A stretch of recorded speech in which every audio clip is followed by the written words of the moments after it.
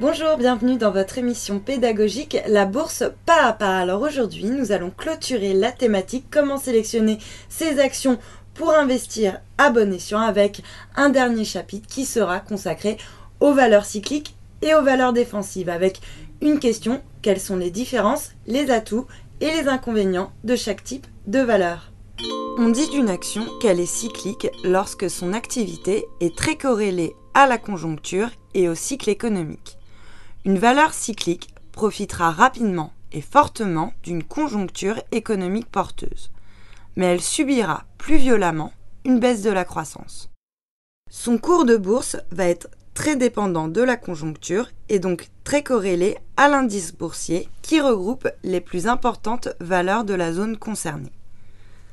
Parmi les secteurs les plus cycliques, on citera l'automobile, les banques, les valeurs pétrolières et le BTP.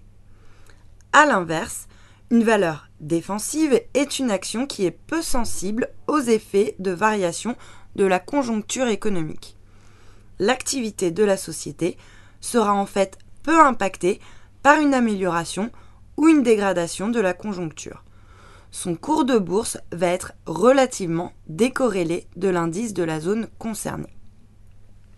Parmi les secteurs les plus défensifs, on citera la santé, les télécoms, les services aux collectivités et l'agroalimentaire.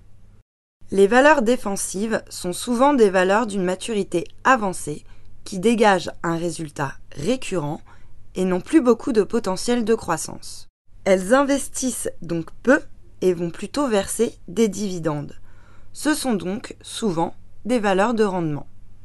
Mais attention, il y a des valeurs défensives qui ne versent pas de gros dividendes et il y a des valeurs de rendement qui ne sont pas défensives. Pour conclure ce chapitre, retenez bien ces 5 points essentiels. D'abord, une valeur est dite cyclique lorsque son activité est très corrélée à la conjoncture économique. Inversement, une valeur défensive sera moins dépendante de la conjoncture. Elle va donc mieux résister pendant les cycles de baisse, mais profitera moins des cycles de hausse. Troisième élément à retenir, les valeurs cycliques seront plus corrélées aux indices que les valeurs défensives, car un indice par nature est représentatif de la conjoncture de la zone concernée. Quatrième élément à retenir, c'est surtout le secteur qui va déterminer si une valeur est plutôt cyclique ou défensive. Par exemple, le secteur de l'automobile est très cyclique, alors que le secteur de la santé, lui, est plutôt défensif.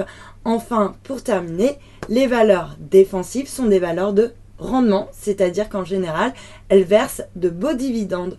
Mais attention, ce n'est pas toujours le cas.